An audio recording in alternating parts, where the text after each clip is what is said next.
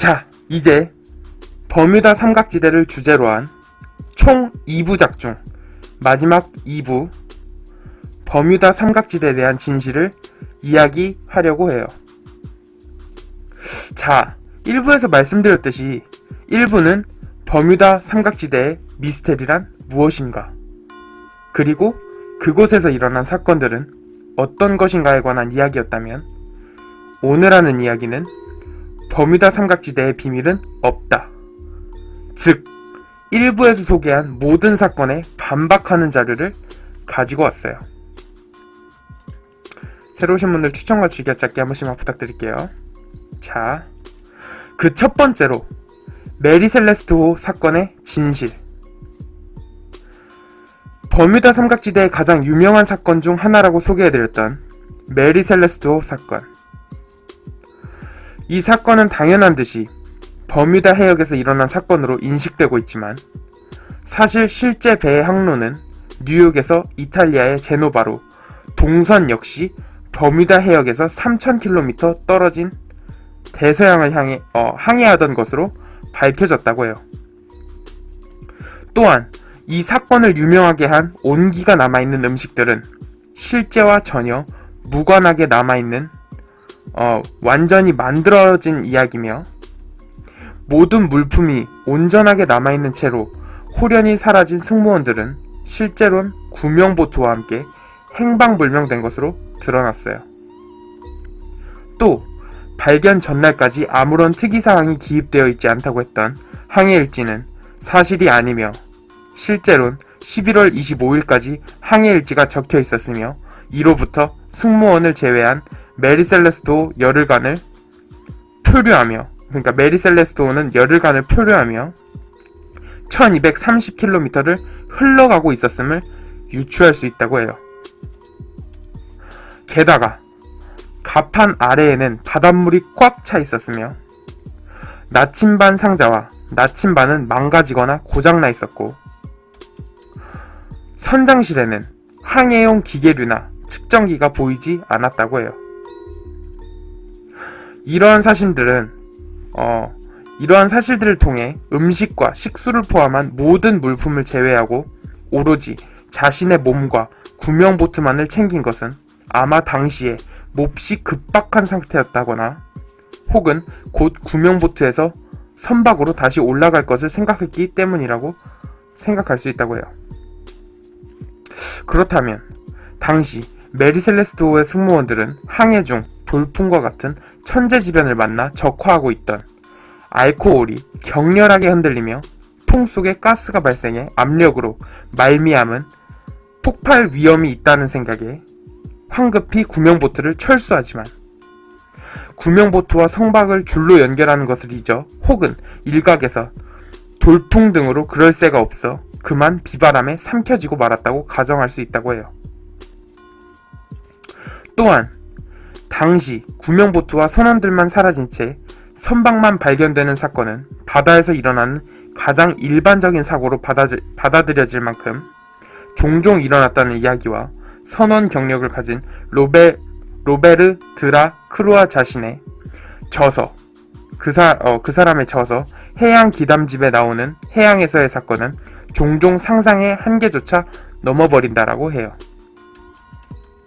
그의 말에 해답을 찾을 수 있지 않을까 라고 생각을 하는 거죠. 그리고 벌써 앞서 소개했었던 버뮤다 삼각지대의 대표적인 사건 2개 중 하나인 바로 이 메리 셀레스트호 사건과 제19편대 플라이트 19 실종 사건의 진실은, 우선 1부에 말씀드렸듯 이 실종 사건은 그 당시 버뮤다 해역에서 일어난 가장 유명한 사건이죠. 정말 이들의 비행기는 원인도 알 수 없는 상태에서 흔적도 없이 사라진 걸까? 그것은 아니라고 답해요. 우리는 이 사건에 숨겨진 사실들을 하나하나 짚어나가자면 가려진 진실을 알 수 있게 된다고 해요. 우선 많은 미스테리 작가들이 의도적인 실수인지는 모르겠으나, 소련 해군제독님 어서오세요. 그 당시 훈련 날씨가 굉장히 화창했다고 쓰고 있다고 해요. 이건 제가 1부에서도 설명해드렸죠. 하지만 그날의 날씨는 아주 나빴다고 해요. 이 부분은 조금 후에 다시 언급됩니다. 또한 당시 비행기에 탑승한 파일럿 모두가 베테랑으로 알려져 있지만 사실은 편대장 찰스 테일러 중위를 제외한 나머지 4명은 훈련생들이었으며 각 비행기에 하사관 2명씩이 탑승 예정이었다고 해요. 하지만 여기서 탑승 예정이던 부사관 1명이 사정상 결근해 총 9명의 부사관들이 탑승했다고 해요. 이때 편대장과 1명의 파일럿을 제외하곤 전원이 연습생과 마찬가지이며 그 훈련은 그들의 훈련 비행이었다는 것으로 밝혀집니다. 하지만 말만 훈련생일 뿐 모두 조종 및 작전 훈련에 익숙했다는 말도 있다고 해요. 그리곤 앞서 말씀드렸듯 그때 당시 기후가 매우 양호해 태양도 잘 보일 정도라고 알려졌는데 사실은 이륙 시에 쾌창하던 기후가 급속도로 악화되면서 최대 16m의 돌풍과 오후 6시까지 내린 소나기로 인해 해상 또한 대단히 나쁜 상태에 이른바 악천후 속에서 진행된 훈련이었다고 합니다. 게다가 당시 가장 베테랑이자 편대장인 찰스 테일러 중위는 로더데일 기지에 전입해온 지 2주밖에 안 된 상태라 그에게 버뮤다 삼각지대는 생소한 지역이나 마찬가지였습니다. 이러한 악조건 속에서 비행 중이던 제19편대 편대장 찰스 테일러 중위와 마지막까지 무선교신을 한 무선기사 베이컨은 오랫동안의 침묵을 깨고 당시 사고 정황을 정확하게 증언하기에 이릅니다. 베이컨은 자신과 통신을 하면서도 찰스 테일러 중위가 정확한 위치를 파악하지 못해 당황한 채로 바하마 섬을 지형이 비슷한 플로리다 키섬으로 착각해서 1시간이 지나던 본토가 나올 것이라는 생각으로 북쪽을 향해 엉뚱하게 비행하기 시작했으며 예상과 달리 본토가 나오지 않자 멕시코만으로 들어가기 위해 동쪽으로 비행하면서 실제로 편대는 미 동부 해안선을 따라 북쪽으로 올라가다가 그만 대서양으로 들어가게 된 것이죠. 찰스 테일러 중위는 자신이 운항하는 지역의 지형 지물에 익숙하지 않아 기계보다는 자신의 경험과 직감을 믿고 편대를 인솔했으나 불행히도 항로를 잃어버리게 되었으며 베이컨은 베이커대로 항로를 변경하라고 명령할 권한이 없어 이들에게 큰 도움을 주지 못했다고 해요. 실제로 공중에서 보면 바하마의 풍경은 플로리다 키즈로 착각할 만큼 흡사하다고 해요. 또한 당시 무전기로는 해당 지역에서 벗어나면 교신이 불가능했는데 찰스 테일러 중위는 주파수를 돌리는 동안에도 통신이 끊기는 것을 두려워해 비상 주파수를 이용하지 않아 버뮤다 삼각지대 내에 비상 주파수를 잡아주는 여러 곳의 비상 조치를 받지 못하는 불운까지 겹치게 되었다고 해요. 자, 심지어는 본래 파도가 잔잔한 바다 위에서나 상당 시간 떠올 수 있는 기종인 이 어벤저기는 풍속, 시속 25에서 35노트의 강풍에 4m의 파고 때문에 순식간에 침몰했거나 소나기와 점점 거칠어지는 강풍에 의해 시속 130km의 속도로 불시착한 가능성이 큰 것으로 밝혀지게 되었다고 해요. 그 당시 기지의 레이더 요원과 위치 탐지기는 비행 편대가 바하마에 있었음을 확인하고 있었다고 해요. 하지만 테일러는 계속해서 키즈 상공이라 믿고 실제로 눈으로 보기에 너무나 비슷한 지형이기에 기계가 아닌 눈을 믿곤 서쪽으로 회항하라는 무전기사의 말을 무시하고 방향을 제대로 가르치고 있는 나침반조차 고장이라고 생각하며 북쪽으로 편대 방향을 조정했다고 해요. 이 중엔 실제로 탑승한 훈련병 중 한 명이 올바른 판단을 하여 서쪽으로 가야 된다고 주장했으나 그의 주장은 무시당했고 테일러 중위는 북쪽으로 방향을 돌려야만 플로리다에 도착할 것이라고 믿었다고 해요. 하지만 그가 선택한 길은 망망대해의 바다, 대서양이었죠. 결국엔 연료가 떨어져 이러한 악천후 속에 바다로 추락했다고 해요. 그리곤 그의 마지막 구조 신호는 쿠바 라디오 방송 전파에 묻히고 말았다고 해요. 그렇다면 수색에 나섰다가 사라졌다는 마리너기는 당시 수색에 참여한 구조정은 넘버 32와 넘버 49 단 2대였는데 서로 다른 항로를 택해 최후의 보고가 있었던 곳으로 향하던 중 넘버 49는 상공 1800m에서 강한 소용돌이가 있는 것을 목격했으며 갑자기 사라진 것으로 알려진 넘버 32는 날아다니는 가스탱크 혹은 날아다니는 폭탄으로 불릴 정도로 연료 계통에 누설이 많은 결함기였는데 레이더의 위치가 포착되다가 갑자기 사라진 것은 누전이나 담뱃불 탓에 연료 탱크가 폭발되었을 가능성이 크다는 것을 의미하며 그 당시 비행기 폭발 장면을 근처에서 항해 중이던 선박과 사람들에게 목격되기도 했다고 해요. 실제로 수색에 나섰던 마리너기는 이륙 후 23분 후 공중 폭발하고 말았다고 해요. 또한 그 당시 무전을 했다던 우리는 흰색 물속으로 들어가고 있는 것처럼 보인다. 모든 것이 기괴하며 바다가 우리가 보던 것과는 다르다. 우리를 찾으려고 오지 마라. 와 같은 통신은 실제로 없었던 것으로 밝혀졌으며 앞에서 말한 이상한 교신 내용도 실제로는 작가들이 책을 팔아먹기 위한 조작으로 밝혀졌다고 해요. 실제 통신이 있나요? 없다고 밝혀졌습니다. 그리고 아트포트 기자가 주장한 나의 뒤를 따르지 말라. 저놈들은 우주에서 온 것 같다. 라는 통신 정보의 출처가 어느 외딴 시골에 살던 무전사의 주장이었던 것으로 밝혀지고 말았다고 해요. 마지막으로 대대적인 수색 작업에도 그 어떠한 잔해를 찾지 못했던 것을 버뮤다 삼각지대의 미스터리로 볼 수도 있겠지만 당시 대서양의 망망대해에서 있었던 끔찍한 악천후와 관련해 생각할 수도 있을 것이라고 해요. 이상에서까지만 들으셨어도 아무런 미스테리한 현상이 없다는 걸 아실 수 있죠. 쿠프리님 어서오세요. 당시 공군 당국이 이 사건에 대해서 아무런 반응이 없었던 것은 그리 놀라운 일이 아니라고 해요. 실제로 이 사건은 그 후로도 수십 년간 아무런 주목을 끌지 못했다고 해요. 하지만 이 사건이 최근 내처럼 다시 주목받지 않았다면 버뮤다 삼각지대의 전설은 생겨나지 않았을 것이라고 해요. 자, 여기 보이는 붉은색 선이 예정된 19편대의 훈련 비행 경로였고 하얀 선이 실제로 비행한 경로라고 합니다. 자, 플로리다 키즈와 비슷한 바하마 제도예요. 두 장입니다. 사진. 자, 실제 플로리다 키즈 사진이에요. 테일러 중위는 바하마 제도 상공을 플로리다 키즈 위를 날고 있는 것으로 착각해서 일어난 사건이라고 해요.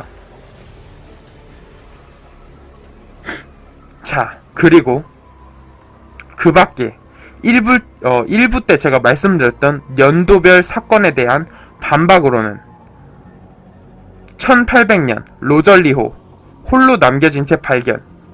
하지만 사실은 좌초됐으나 선원들은 구조됐다고 하고 1880년 아틀랜타호에서 선원 290명 전원이 온데간데 없이 사라짐. 이것은 심한 폭풍에 의해 당시 소식이 끊어짐이라고 하고요.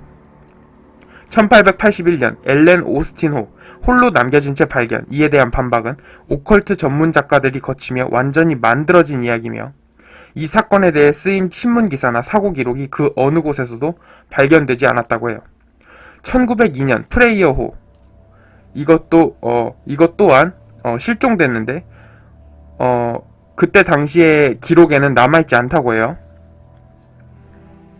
자, 여기서 그 1902년 10월 쿠바의 만자니조에서 출항해서 칠레의 푼타 아레나스를 향하던 이 독일 범선은 멕시코 마사들란 부근에서 승무원들 없이 범선만이 발견됐다고 해요. 그런데 사실로는 실제로는 멕시코 태평양 기슭의 만자니조에서 출항했으며 강한 해저 지진에 휩쓸렸고 버뮤다 삼각지대가 아닌 태평양에서 일어난 사건이라고 해요. 네, 촌님 자주 오세요.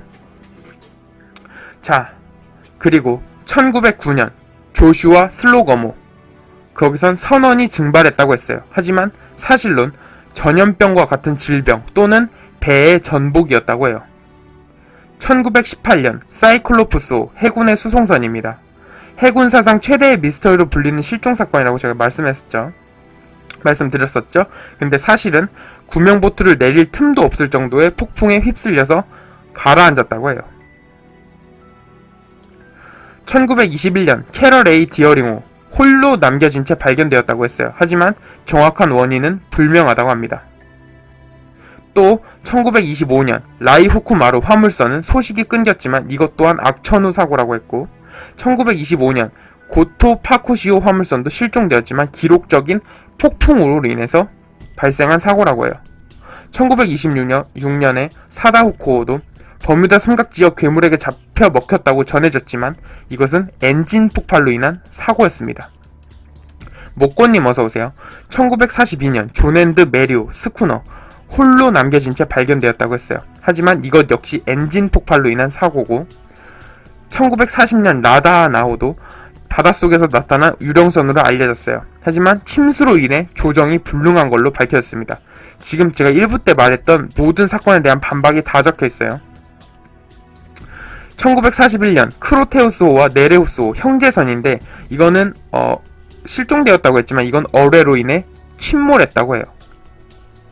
1944년 루비콘호 화물선 배 안에 강아지만 덩그러니 남아있었다고 제가 말씀드렸었죠. 하지만 이거는 폭풍으로 인한 사고라고 합니다. 1946년 시티베로 스쿠너 홀로 남겨진 채 발견, 이것 역시 악천후고, 1948년 스타타이거 여객기는 실종이지만 정확한 원인 불명이라고 했는데 실종이라고 단정지었어요. 1948년 엘스나이더 사건에선 조타수가 사라졌는데 이것도 이제 기록적인 돌풍에 의해서 실종되었다고 해요. 1948년 DC-3 비행기는 실종되었지만 그것은 조종사의 실수로 밝혀졌고, 1949년 스타 에어리얼 여객기 스타타이거와 자매기인 이것은 실종되었지만 정확한 원인이 불명해요. 1950년 샌들러호 화물선 실종되었다고 하지만 폭풍으로 인한 사고입니다. 이 밖에도 굉장히 많이 악천후, 실종, 이렇게 그냥 실종으로 단정지은 것들이 악천후, 바다에서 일어난 일들은 거의 다 그래요. 악천후나 사고, 엔진 폭발 이런 게 거의 다 대부분이에요. 자, 그리고 1997년 루스호 요트, 1996년 7월에 사라진 루스호는 다음 해 6월 7일 영국의 구축함에 의해 발견되어 푸르에르토 리코로로 인양하던 중 갑자기 루스호의 동력이 꺼지면서 항해 시스템이 작동하지 않고 무전기도 불통되는 일이 생겼다고, 이것도 1부 때 말씀드렸는데 이거에 대한 진실은 요트의 주인인 실링 부부는 친구와 만나기 위해 항구의 배를 정박시켰다가 도둑에게 도둑을 맞았다고 해요. 이후 도둑이 중간에 버린 요트가 1년 동안 표류하다가 영국의 구축함에 의해 발견되었으나 구축함의 전기 시스템이 낡아 충전을 못해서 요트가 완전히 방전되었다고 해요. 그리고 2007년 사노하노 미군의 핵 잠수함 9시간 동안 사라졌다가 다시 나타났으나 100명의 선원이 자신이 타고 있던 잠수함이 실종된 사실을 알지 못한다는 이 사건은 잠수함이 실종된 것이 아니라 9시간 동안 발표되지 않은 요인으로 주기적인 통신을 하지 못해 통신 두절 사태가 일어났었다고 해요. 자, 이렇게 많은 사건들이 다 해명이 돼요. 전부 다 이제 그 소설가들이나 그런 사람들이 부풀려서 점점 다 조작을 했다고 하는 거죠. 이렇듯 사실과는 다르게 왜곡되고 이러한 버뮤다의 미스테리는 어떻게 주목받게 되었을까요? 그리고 이 버뮤다 삼각지대라는 미스테리가 언제부터 주목받기 시작했던 것일까요?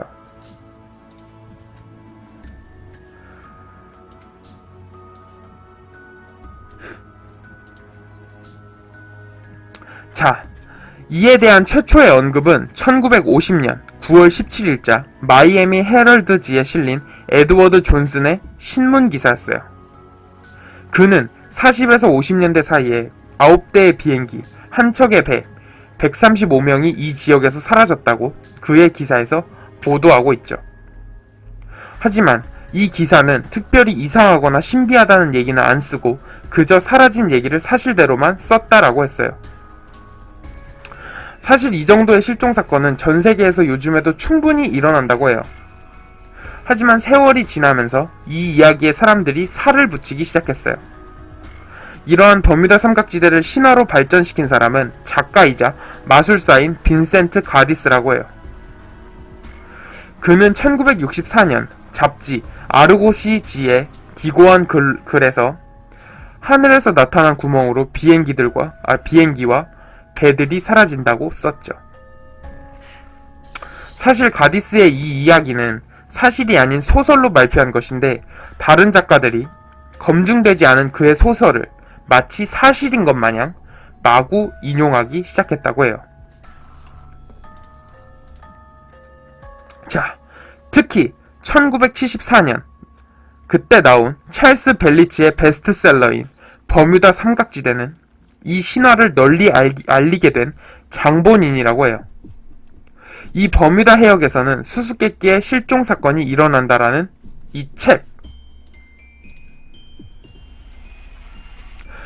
버뮤다 삼각지대라는 책이에요. 버뮤다 삼각지대라는 책을 출판하여 그때까지 주로 버뮤다 해역에서 일어난 단순한 실종 사건에 대한 정보만을 다루던 것에서 벗어나 각종 음모론과 미스테리를 창작해 학문적이지 않으며 대중적으로 받아들여지기 쉬운 소재와 읽기 쉽고 재밌는 형태로 발전시킨 것이 바로 30개의 국어로 번역되어 1800만 부나 팔리는 세계적인 베스트셀러가 되면서 버뮤다 삼각지대는 배나 비행기들이 완전히 사라지거나 배의 경우 사람이 실종된 채 발견되는 미스테리한 지역으로서 우리의 개념으로는 도저히 설명할 수 없는 미스테리가 존재하는 지역이라는 공식을 널리 퍼뜨리게 된 거죠.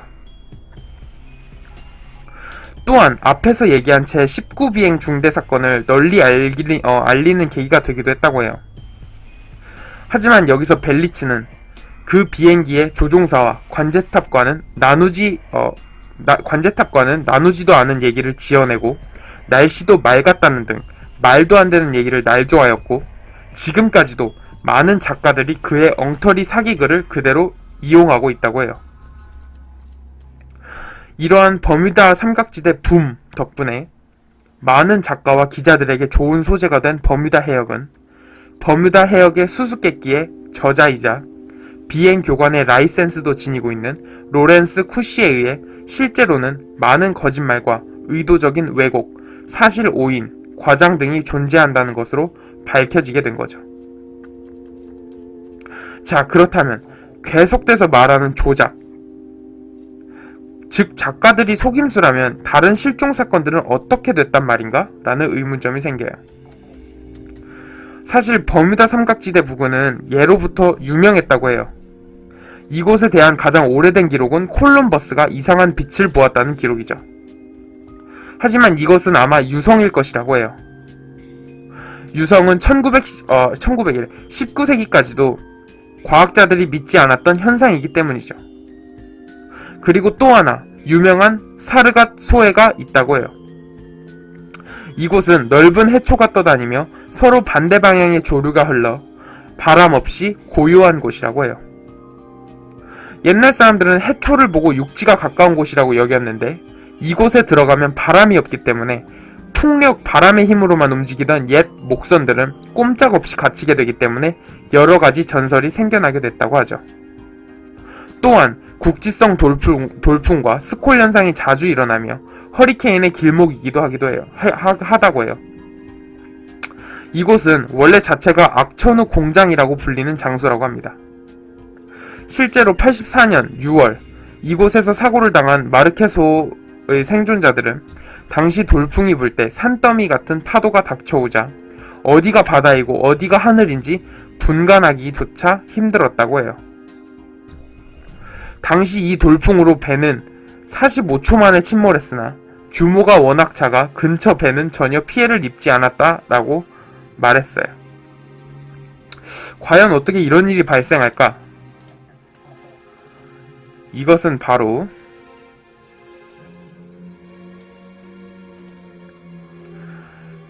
윈드쉬어 현상이라고 하는 것으로 바람이 하늘에서 지상 또는 해상으로 직각으로 작용하는 강한 수직풍 또는 수평풍이라고 해요. 차가운 공기 기둥이 빠르게 하강해서 밖으로 빠져나갈 때 강한 바람이 생기는 것이죠. 윈드쉬어는 미세폭풍으로 크기도 작아 반경 400m에서 4km 정도만 영향을 주고 수명도 짧아 2분에서 10분만 지속된다고 해요. 하지만 아주 강력하여 특히 이착륙하는 비행기한테는 큰 사고를 일으키게 한다고 해요. 이 현상들은 그동안 버뮤다 삼각지대를 비롯해 바다를 항해하는 사람들에게 알려져 있었으나 워낙 국지적이고 짧은 순간에 일어나 관측이 안 되어 왔기 때문에 전설로만 알려져 왔으나 몇 번의 비행기 사고를 겪고 난 후 조사에 착수한 과학자들에 의해 이 현상이 밝혀졌으며 대형 공항 등에서는 이 현상을 예측하는 장비가 갖추어져 있다고도 해요. 그래서 그 장비를 갖추고 있기 때문에 94년 8월 16일에는 우주 왕복선 착륙 사고를 예방하기도 했다고 합니다. 자, 이 사진이 바로 윈드시어 현상입니다. 그리고 이것이 바로 실제로 윈드시어 현상으로 추락한 여객기라고 해요. 자, 이러함에도 불구하고 버뮤다 삼각지대에서는 우리가 알고 있는 이상하게 알려진 것과는 다르게 다른 지역에 비해 그렇게 많은 실종 사건이 발생하지 않는 편이라고 해요. 그렇지만 작가들은 좀 더 신비롭게 하기 위해 버뮤다 삼각지대가 아닌 다른 곳에서 일어난 실종 사건들을 버뮤다 삼각지대에서 일어났다고 집어넣고 기상현상 등의 사고 원인을 고의적으로 정보를 누락하는 경우가 허다하며 실종 후 잔해가 발견되었어도 마치 아무것도 없이 사라진 것처럼 적고 있다고 해요. 그 중에서도 가장 유명한 것이 앞서 말씀드렸었던 메리 셀레스토 사건인데, 이 사건은 버뮤다 삼각지대랑은 전혀 상관없는 북대서양 한가운데서 벌어진 일이라고 해요. 자, 이 사진을 보시면 앞서 버뮤다 삼각지대의 핵심이 된다는 큰 사건 두 개 중 하나라고 했던 메리 셀레스토 사건의 발생 지점을 보시면, 여기 보이시죠? 여기 이쪽이 이제 메리 셀레스토 사건 발생 지점이에요. 이 발생 지점을 보면 애초부터가 버뮤다 삼각지대에서 일어난 사건이 아니라는 거죠. 또한 1950년 버뮤다 삼각지대에서 사라졌다는 비행기의 진실은 1951년 버뮤다보다 훨씬 북쪽인 아일랜드 해상에서 공중 폭발했으며 1953년 버뮤다 지대에서 실종됐다던 영국 군 수송기 요크 트랜스포트는 삼각지대에서 북쪽으로 무려 1,500km나 떨어진 곳에서 폭풍으로 추락했다고 해요. 자, 이때 타이밍에 우리 전희님이 별풍선 10개로 열혈팬이 되셨습니다. 감사합니다, 전희님. 자주 놀러오세요. 역시 1968년 삼각지대에서 실종됐다는 원자력 잠수함 스콜피오노도 버뮤다 삼각지대가 아닌 아프리카 부근 아조레스 제도에서 발견되었다고 해요. 자, 최근에는 언론사들까지 흥미를 끌기 위해 이런 짓에 동참하고 있다고 해요. 가장 최근의 예로 2009년 6월 대서양 적도상에서 추락한 프랑스 여객기들. 일부 언론들은 버뮤다 삼각지대에서 추락했다는 말도 안 되는 기사를 내보내기도 했고 국내 여론 언론도 무분별하게 인용하기도 했다고 해요. 이렇게 작가들은 버뮤다 삼각지대랑 관계없는 전세계 다른 장소에서 일어난 실종 사건들을 버뮤다 삼각지대에 집어넣고 있으니 이 얼마나 황당한가라고 생각이 드는 거죠. 더욱이 큰 문제는 계속 언급했다시피 기상이변으로 인한 사고를 당하는 것에 대해서 작가들이 신비감을 보이게 하려고 그러한 사실을 언급 안 한 데에 있어요. 1944년 플로리다에서 표류하던 난파선 한 척이 발견되었는데 대부분의 작가들이 의도적인 것으로 누락한 게 분명한 허리케인을 집어넣자 이 실종 사건의 수수께끼는 풀렸다고 해요. 자, 사건 하나를 집어서 단순한 실종 사건이 미스테리로 생겨났던 일을 하나 말씀해 드릴게요. 1997년 7월 6일 영국 해군의 HMS 런던호는 서인도로 이동하는 훈련을 하고 있었다. 오후 4시쯤 육지에서 970km 떨어진 곳에서 요트를 발견하였다. 네, 전희님 쉬세요.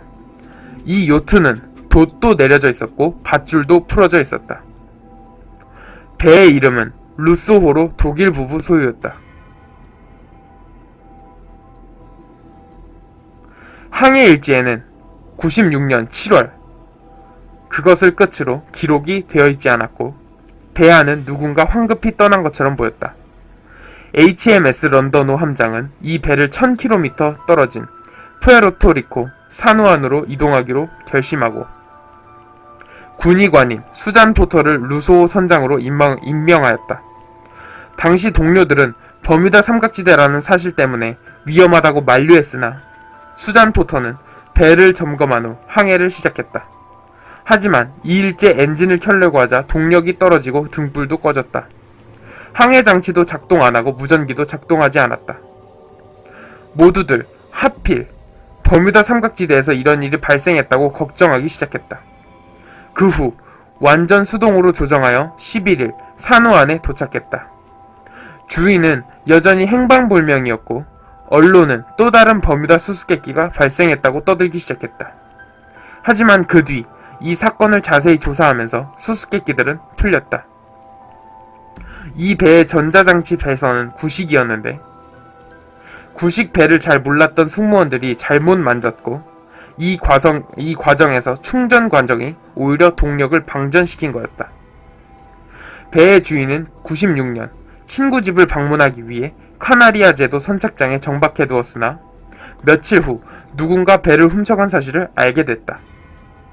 배를 훔친 범인은 발각될까 두려워 중간에 도체줄을 끊었고 그렇게 유령선으로 믿어졌던 루소호는 도난당해 대서양을 표류하다 발견된 것이다. 자, 이처럼 자세히 조사하면 수수께끼라는 것은 없어진다는 것이죠. 자, 새로 오신 분들 반갑습니다. 12시가 지났네요. 추천 한 번씩만 부탁드릴게요. 전세계 보험회사들은 버뮤다 삼각지대는 신경도 안 쓸 만큼 이곳은 교통량에 비해 조용한 곳이라고 해요. 보험회사들은 한국, 일본 근해, 말리카 해협, 영국 해협 등을 운항하는 비행기와 배에 오히려 할증 요금을 붙이고 있지만 이곳들은 사고가 많이 나기로 유명하다고 해요. 버뮤다 삼각지대는 교통량이 많음에도 불구하고 특별히 위험하다고 생각되지 않기 때문이라고 해요. 사실 원한다면 지구상 어디서나 버뮤다 삼각지대와 같은 신화를 만들 수 있다고 해요. 아무 해역이나 삼각지대를 설정하고 실종 기록을 뽑으면 또 다른 미스테리를 만들 수 있는 것이죠. 예시를 들어 지금 사진에 보이는 것처럼 카나리아 제도와 아조리스 제도를 잇는 곳을 카사블랑카 삼각지대라고 만들어서 생각을 해봅시다. 이곳에서는 앞에서 얘기했던 메리셀레스트호 사고, 원자력 잠수함 스콜피오노, 2차 세계대전 중 행방불명된 화물선, 통신 두절된 안달루시아호, 철광석 운반 중 실종된 홈사이드호, 샘키호 등등을 조사해보면 이러한 배들이 흔적도 없이 사라진 사고가 많았죠. 또 최근에는 최신 화물선이 실종되고 언론, 재벌, 로버트 맥스웰이 요트를 타던 중 실종되기도 했어요. 실종 기록을 뽑아 지역만 바꾸면 또 다른 미스테리를 얼마든지 만들 수 있는 것이죠. 이 지구상 어느 곳이나 자기가 원하는 곳에 제2나 3의 버뮤다 삼각지대를 만드는 것은 어려운 것이 아니라고 해요. 버뮤다 삼각지대 신화를 퍼뜨리기는 쉬우나 진위를 파악하기는 힘들죠. 이야기를 꾸며서 과장할 것은 과장하고 뺄 것은 빼면 된다는 것이에요. 원인을 규명하려는 노력은 없고 계속 입에서 입으로 도는 이상한 얘기만 들어 믿게 되는 것이죠. 그리고 미 해안경비대는 이렇게 이야기한다고 해요. 그 삼각지대에서 실제로 실종 사건이 일어난다 해도 특별히 미스테리랄 것이 없다. 어떤 초자연적인 요소가 있는 게 아니라 단지 기후 상태, 장비 고장, 사람의 실수 등이 비극을 일으키기 때문이다. 자연의 조화와 예측할 수 없는 인간의 행위가 결합되면 터무니없는 내용의 공상과학 소설을 능가하는 허구를 만들어낼 수 있다 라고 했어요. 또한 버뮤다 삼각지대의 신비를 풀다의 저자 로랜드 디 쿠시는 이렇게 말한다고 해요. 이러한 전설은 최초의 부주의한 결과조사 때문에 만들어진다. 그 뒤에 내 작가들이 저마다 더 많은 루머, 얻어들은 이야기, 왜곡된 이야기들 한 조각 두 조각씩 붙여나간다. 그리하여 원래는 평범하기 짝이 없던 실종 사건이 미스테리로 바뀌어서 일반인들의 뇌리 속에 자리 잡게 된 것이다. 정말로 전혀 불가사의가 아닌데도 말이다. 물론 나쁜 기상 조건을 불가사의라고 생각한다면 문제는 달라지겠지만 사기의 의도가 있든 또는 남의 말을 잘 믿는 사람이든 작가들이 그런 미스테리를 만들어낸 것이다. 작가들이 수수께끼라고 부르는 많은 것들이 실상 상세히 파고들면 전혀 수수께끼가 되지 못하는 경우를 나는 아주 많이 보았다.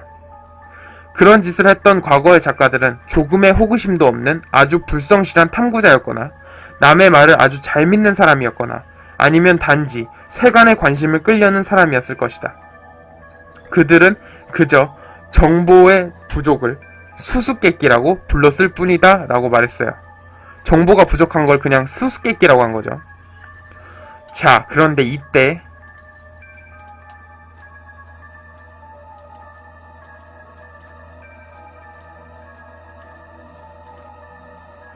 1991년 5월 해저 225m 가라앉은 5대의 어벤져기를 찾아냈다고 해요.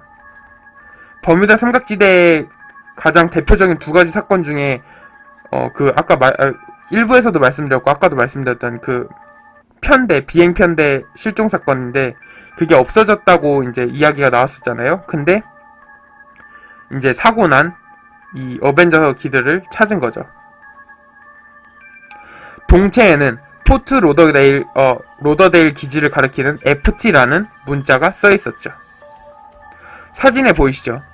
현재 일부 작가들은 흔적도 없이 사라졌다는 자신들의 주장이 이러한 발견으로 깨지니까 이 비행기 잔해가 19비행 편대의 비행기가 아니라고 우기고 있다고 해요. 하지만 이 비행기의 잔해엔 실종된 비행기 고유번호 23990이 새겨져 있었다고 해요. 자, 고유번호가 뚜렷하죠.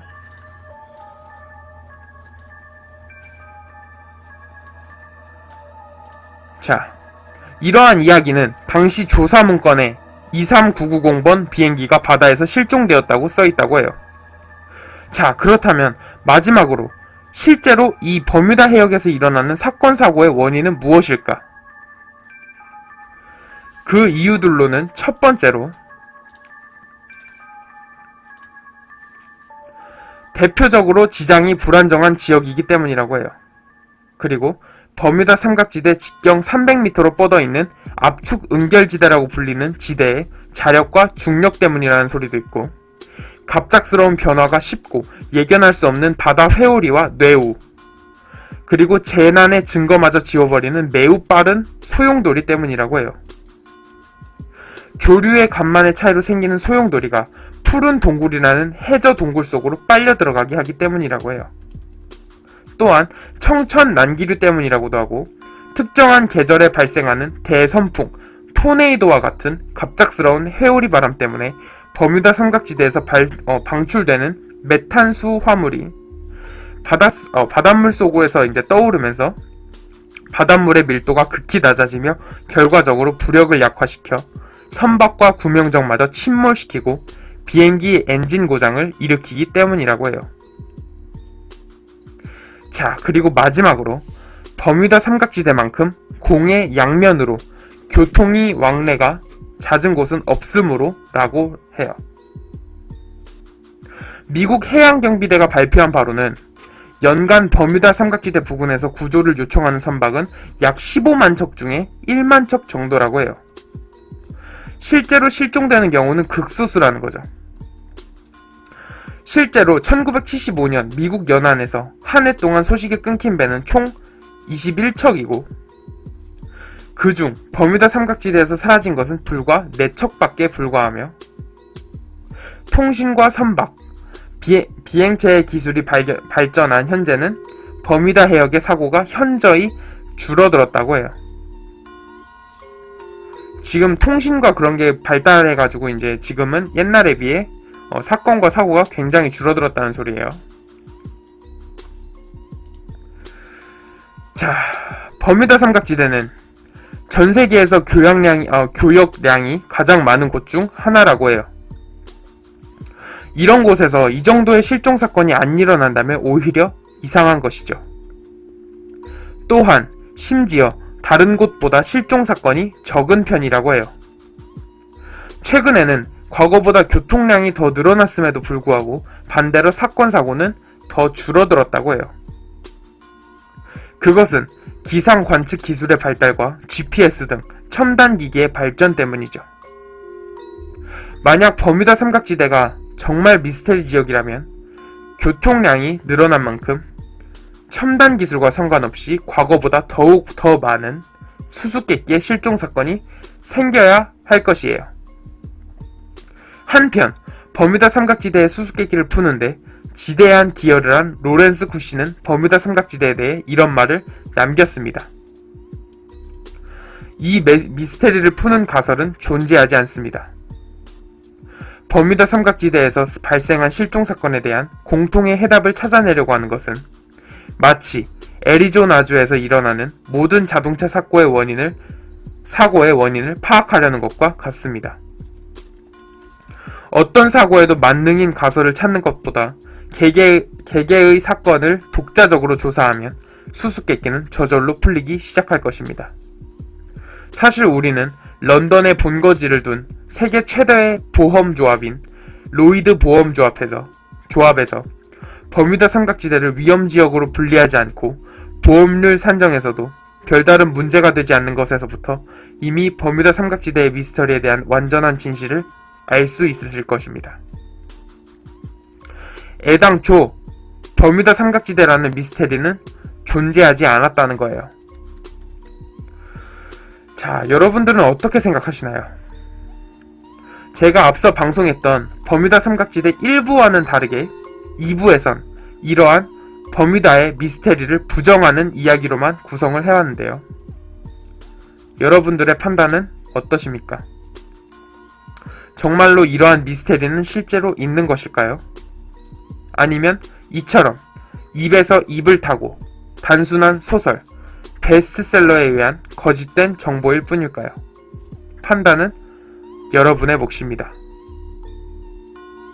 자, 총 2부작으로서 제가 준비한 버뮤다 삼각지대에 관한 이야기는 여기까지입니다.